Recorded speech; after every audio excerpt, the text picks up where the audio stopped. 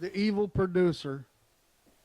The evil producer, my boyfriend. He's not evil, because I like him for a little. Well, he turned out to be very good, but for a while he was a little cruel in there. Yeah, Not unlike producers in Right. real life, I might add.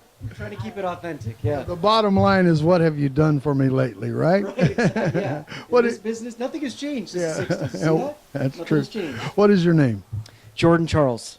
I play Hal Fisher in the Eastside Heartbeats. I see. And did you know much about this story before you got this part? Not about, I mean, this is partly fictionally based on the group in this area called Cannibal and the Headhunters.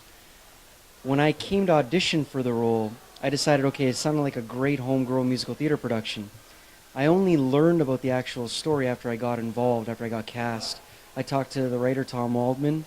I talked to Steve Feinberg, the director, to try to get, some contextual analysis in terms of where they were coming from to kind of organically, bring the story to life off the page. And then you start to see a lot of the, real life representations of where a lot of these groups came from, and especially that particular group and what they went through, the highs and lows of the industry back in the 60s. And so much of this story, I mean, it has so much semblance to what's going on today. I mean, so much has not changed in the music industry. Some of the mediums have changed, but the overall challenges are still the same.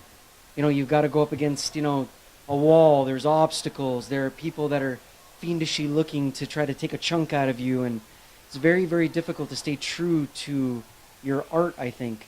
And I think that carries through in this story. The main difference I would see between the 60s and now is that the labels had all the power in the 60s. Now, they still have a lot, but there's a lot of people who just self-publish now.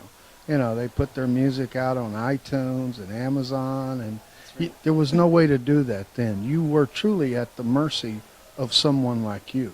Absolutely. And so if they did right by you, that was great. But if they didn't do right by you, they usually had you in an ironclad contract, and there wasn't much you could do about it. It's so true, and I think, I'm not quite sure when the inception of unions came to be, but, I mean, if you were the talent back then, I think economically, contractually, I mean, you were at a tremendous disadvantage.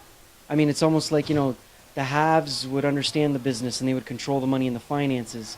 And, I mean, if you had talent, you're musically inclined, but you were considered a have-not.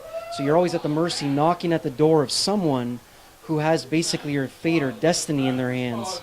And I think that kind of leverage has changed somewhat over the years to where now talent is rising up, largely because the unions have, come to power over the years. But I think back then at its inception, oh my God, I can't even imagine what it was like to be a creative back then.